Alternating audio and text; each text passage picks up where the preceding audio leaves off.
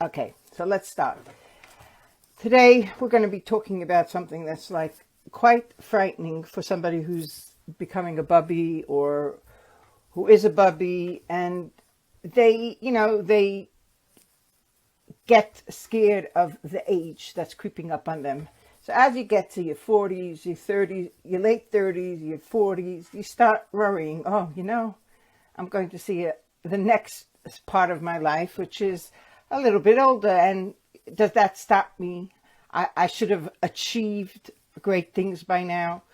And I think that is a real problem for people. We do get scared of this. We go because we're older. Does that mean that that's it? We've achieved everything that we can, and we can't start afresh, new jobs, new hobbies, new. Is that it? At our age, you think, is that it? And it's all about being scared of change.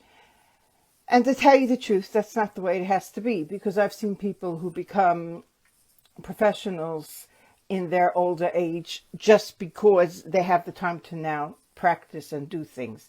I'm going to tell you a story that happened to me this week, and I just felt that it really showed what being scared is all about. Last week I gave this talk on Thursday, and on Friday I have been walking, doing a lot of exercise and trying to get fit, and I did my Friday walk, and I decided to count my steps. I've got one of these watches that helps you count your steps. And, we're all okay. We're going to do this. I'm going to be really pushing myself. So every day I was walking. I went, one day I did 5,000 steps. One day I did 3,000. And every day I was pushing myself a little bit more to get these steps under my belt. Well, Friday came along, and going up the street, and I'm really excited. I'm doing this. I even take the long way around, and it comes to 3,500 steps, and my face meets the pavement, as they say, and I end up with a face like I looked like somebody punched me, and I was in a fight with Mike Tyson and his whole entourage. That's how bad I looked. I had black hair. It was bad. I ended up in the hospital all Friday into Shabbos. It was fun and games. I fell and I tripped and I really hurt myself, and every bone was hurting me. And I thought, oh no, forget it. I am never walking again. That's it. I'm giving up. Who needs all this walking? I was doing fine without it. And I got physically scared. I was scared of going out and tripping again, or not seeing a crack in the pavement, which I had tripped over. And it just got me thinking about how scared you are of doing something and having a bad reaction because of it. So let's say you want to have a new business. You've been in business for years, and you need a change. You've just done the same thing over and over, and you get to the stage that you really just want, to change yourself. You feel to yourself, oh, look, I'm getting older. I want to have things differently. I don't want to be in the same office for another 30 years, just sitting and doing the same thing. I'm going to have a change now. I'm going to do something different. And it scares you because it's unknown. You might not be, successful at it, and it just makes this blockage in front of you. Ooh, forget it, I'm not going to do it. But I really think after I fell and I picked myself up, and now I have a lot of cover up, and you can still see a little bit of the gray under my eye, but you could pick yourself up, change, put on a bit of cover up, make yourself feel good about yourself, and change and do different things with your life. You do not have to stay in a cubicle all your life. It just takes a little bit of courage to say, something, I could do something different. I don't have to be in this box all my life. And I think because we don't have the same the same get the same borders around us, meaning that we don't have to commit to picking up our children at a certain time from school. We don't have to commit to having a dinner on the table for your whole family. Your husband could make his own dinner. Because we are given so much more space as we get older, we could pick ourselves up and do new things. And I think that's really important to note. And today I want to talk to Aliza, who's my co-host, and who's going to talk about something that she saw when she gave, I remember last week we discussed her show that she was doing in Yavna in Los Angeles, art show. And I wanted to talk to her and see, because for her this was actually a new thing that she did, that she made this massive art show on her own. She wasn't with a whole bunch of other artists. This was just her work and herself. So let's invite Aliza Marton, our art editor, onto this chat so that we could a little bit of a talk with her. Hold on one second. I'm just accepting her in. Let's see where she is. Okay, Aliza, it's not working. Hold on.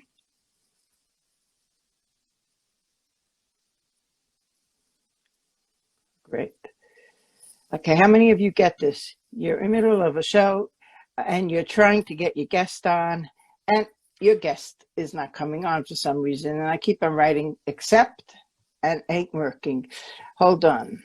We'll try one more time. And if not, I'll ask Aliza to come in and out again so that we could accept her. Aliza, could you leave and then come back on again? That would help us a lot. I think it will work better because for some reason I can't get you in. Anyways, I feel that we have to learn of different ways to push ourselves beyond our boundaries and make ourselves do things that we otherwise think that we can't. I don't know what happened. I know. It wasn't letting me accept you. Anyway, nice to be here.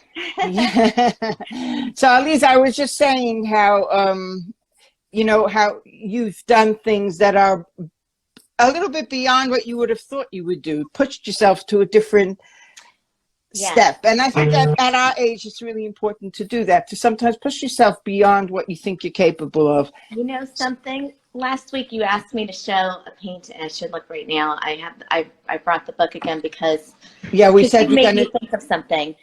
Okay. When you said that pushing yourself beyond what you think you're capable of doing, it made me think of this painting. So this is called Bridge to Serenity. Can you see it? Oh yeah, I love that one. I love all husband. Okay, so let's just explain what it is. Pick it up again so we could explain. Oh, sorry. Okay, it's Okay, so it's a bridge with like.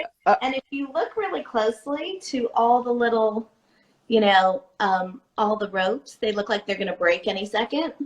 Yeah. They're really kind of holding on to almost nothing. And so to me, someone who's a little on the heavy side, that's like terrifying for me. That to me, it's like, oh my gosh, any second that's going to break.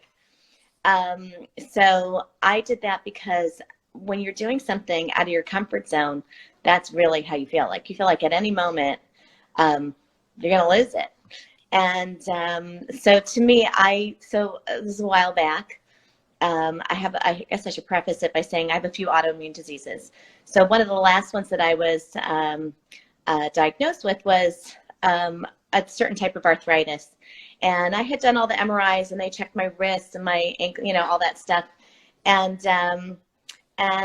the doctors had put my arm in a brace. And I noticed that as I used it less, I actually felt more pain, contrary to what you would think.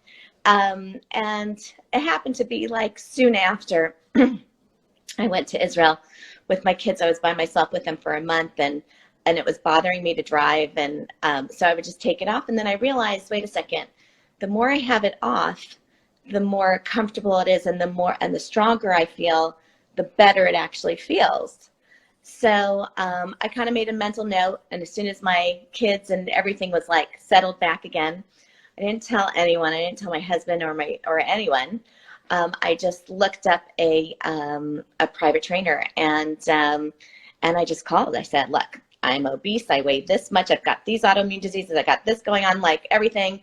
Can you help me?" And he was super honest with me, and he just said, "I don't know. Can you just come in? Let's see what you can do." And so I did, and then I started from there, and we started. I started lifting weight and getting really active. Could you just tell us, Aliza, around what age were you when you started doing that? This was 2018. So what are we now? So that's like 4 years ago. Am I right? We're 22. So yeah. Yeah. So I'm 51 now. So yeah, so you were in your late 40s. Yeah. Yeah, so I'm in my late 40s. And you know, this is kind of a serious gym, and everyone's sort of in their 20s and maybe early 30s, and I definitely was not exactly what you pictured. Everyone's like super fit and super so you kind of have to ignore. They're called the gym bunnies. The gym bunnies. Oh yeah, totally. I did not look like I fit in there whatsoever. And but the truth is, it felt good to get stronger and do things that I would never think in a million years I could do, like the Turkish get-up, or pushing 300-pound sled, or whatever all the crazy things were that I was doing. Anyway, so this group put together a team, and we went to Las Vegas and did a competition, which was even more out of my comfort zone than anything else. I'm not a really physical looking, whatever, workout. Definitely, you didn't look the part. Let's put it that way. I did not look the part. I did have to, they had to make some concessions for me also, knowing that I'm from, and that being religious and that I won't compromise in certain ways. You know, the competition, you're supposed to wear, I forgot what you call them, but like, it kind of looks like a leotard, but it's like a little longer. Yeah. It has shorts. And there are like all these requirements. So I said, look, the only way I could do this is if I can wear my long skirt, if I can wear my shaitel and whatever. I'm like, I got to know that this is okay. And I can't do it on Shabbos. So those were all like my requirements. And anyway, so they did. They said it was okay for national competition, but not for international, for whatever reason. Yeah. And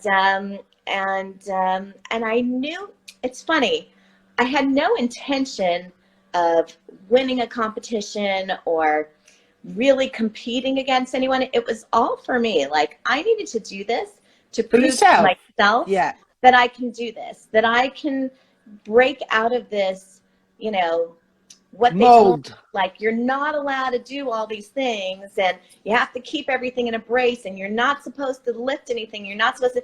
I need to break out of that, all the things that everyone told me about myself that I'm not capable of doing. And so once I decided to do this, I went there, and they let me do it. And how many kilos did you lift? So I lifted, I forgot exactly how many kilos, but I think it was a little more than 200 pounds. I think it was like 203 pounds in the end.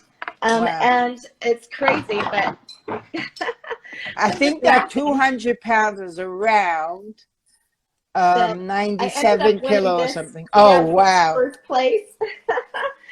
And I think that's amazing, Aliza. Yeah, this is what it was. And I think that's what I'm trying to show today, how much you could come out of your comfort zone. You could push yourself beyond your capabilities, and you don't have to be scared. I also think you'll surprise yourself. You know, it's a funny thing. I guarantee you, had I known I would even have won, but like, that's just like beyond shocking. Even the fact that I was able to lift 200 pounds, I never lifted that much. you kind of get into a mental zone, and then in the time of the competition, you're just like, you're in it. So you just, you get an adrenaline rush. yeah.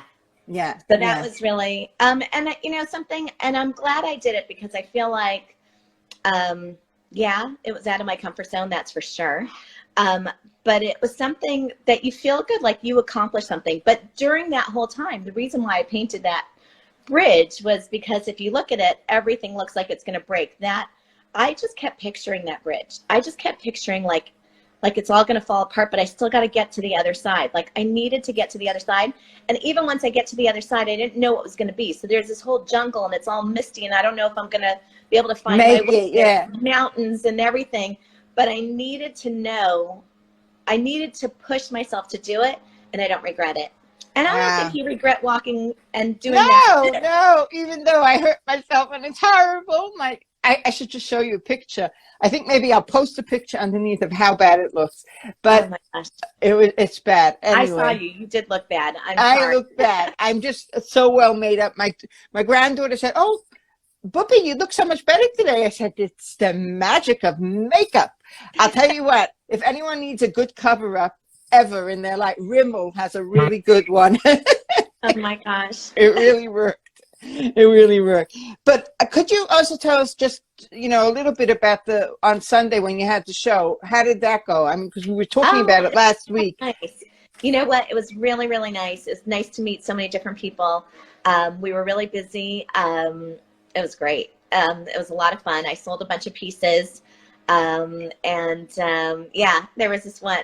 There were a few kids that were really cute. I actually had a really good time with the kids. Even though I sold to adults, they're the ones with the money. Yeah. It was fun. I have these little, I don't know, do I have any here? I have these little 3D glasses. Oh, and, yeah. So I had a bunch I have two paintings that are like super 3D. The seal and these seem black. Those are especially 3D. So I had a bunch. If anybody wants to see the seal, I think if you go onto your website, we could see it. Yes, absolutely. Okay. And also, I think AlizaMarton.com. I'll try to put it onto my site also so that we could see. Oh, okay. Thank you. Yeah. And I think that is an amazing painting, especially when you look at it through those 3D glasses. It's fantastic. Oh, yeah. Actually, someone just this morning texted me from Florida. They wanted that painting, so I'm going to see if I can send it to them. But anyway, yeah. I had a giclée of it there, and the original is 6 feet by 5 feet. So I didn't bring that. I brought a giclée that was smaller, and so everyone was trying on the glasses, and it's really fun, especially for kids. So there was this one boy who was so cute. He kept coming with his parents, and it's like he wanted this and he wanted that, and he wanted and he was asking how much each one was. And every time he came back, he was asking something else. And so he finally came back at the last time he came, he asked for the tambourine, because it was, I think, a little bit closer to the price range that they were looking to buy him a gift in. But it was very sweet to me. It was like so cute, all these little boys. There were so many little boys who wanted something. So this boy, his father said to him, "Do you know what it is?" And he says, "Yeah, it's keverecho." And anyway, so I told my husband after, and it's like, "Oh yeah, he came around so many times. I told him it was keverecho." He was like really well versed. I didn't even know that. That was very cute. But I think that shows you how we build up these relationships with children, how they warm through art, and it's amazing, really. It's actually really cute. These two kids at the end, I don't know how old they were, like maybe 8 or 10 years old. I think Eric said they were 10. These two boys, I had all these cards, and all my cards have different paintings on them, and then my information on the back. So they both chose the seal because they had so much fun with those glasses. And they said, "Would you sign our card?" And I didn't have a pen. I said, "You get a pen and I will sign it." And I just thought it was so cute. Like someone wants my signature for their card. But like they're cute little boys. So anyway, they got me a pen and I signed it, and they were so excited. "Oh my gosh, a famous artist just signed our card." It's really cute. It's really cute. It was just very cute. And I think also, think this was it was something for you personally to do this show, because I think it was, I don't know if you've done it a lot of times, but you've done this. It was on your own paintings, all your own paintings. And I think it was a different, you usually would go with other artists. That's true. That's true. I've done, that's true. Let's see, I've done with Jewish Artist Collective. I've done in New Jersey and with Faggy Hager. And yeah, you're right. So I think that this was like a real push for you. And I really hope that you continue, because I think that was really good for you, that it gave you that. It was really fun. It was really, actually, I was just invited to do another show. It's going to be in March. I'm going to tell you a little bit more about it when I get closer, but this is really interesting. Oh, okay. I'm really excited about that. We're going to keep it. We're going to keep everybody's ears on the ground. You're going to be really, you're going to really, really like this. Oh, wow. I'm just finishing up, but it's called, don't tell. No, not yet. Not okay, yet. I will keep this Hi, Kathy. Kathy Morris has joined us today. Torah Studio, Hadassah. Hey, everybody. And then there's a bunch of new people here that I see. Lyrics, H. There's a bunch with just initials, so I never know what to say. So whoever I didn't say, thank you very much for joining us. It's really special to have you all here with us. And I hope we could get the word out that we're doing this so that we could get more and more people on. We have a podcast on, this all goes onto our podcast, which is either through YouTube, through Spotify. There's all different ways you could get it. And we have two, actually. We have one with Aliza that I do at the end of the week called the Uplift Bubby Shmooze. And then we have another one called the Uplift Start the Week, in which we really discuss medical and just things that help us personally on this week. Actually, we're having somebody called Balagan Be Gone. So she's talking about things that, how to make your home more run more smoothly. So that not everything looks like this, like oh gosh. But she's really good. So that's going to be a good place to end it for the week. Yes. And if anyone does anyone have anything that they want to add? If not, I don't think so. We always are so clear.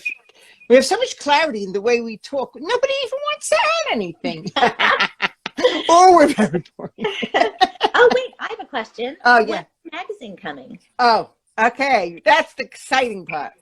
Did you, I put the cover on a few days ago to show you what it's all about, but it should be coming before Hanukkah. And that's all I'm saying. And I'll tell you exactly the date when I find out. But it went into print for sure. And we're just waiting for it now to come out. So that's the best sign. Usually takes a week. But it was so interesting with all this time and all this talk that I wanted it before my mother's, yahrzeit and everything. It ended up, we went to print on the day of her yahrzeit. I thought that was really weird. Oh. We've been working on it for months, and it just, for some reason, it needed to go out on that specific day. So that's where we're going to leave it. So thank you, everyone, for joining us. We'll see you again next week. Have a wonderful, wonderful Shabbos. And a great, great week.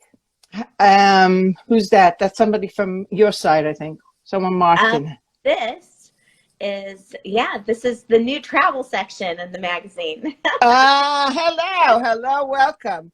Chani Marton, yes. Yeah, that's so exciting. And I can't wait to share that story. I mean, Aliza's mother-in-law is the most amazing traveler, and her father-in-law, they have traveled all over the world, and they are going to be sharing with us some fantastic, I'm just assuming they're going to be sharing with us more of this, but for sure they're sharing this time a great article about the trip in I think it's going to be amazing. Anyway, thank you very much. Have a great Shabbos, everybody. See you again next week at the later time of my time, 7:30. Lisa's time is 11:30. That means in New York, it's, let me just think, if we are 7:30, 8. 2:30, right? Yeah, 2:30. So I can't wait to see you all again. Thank you for joining us. Have a great Shabbos. Bye, Aliza.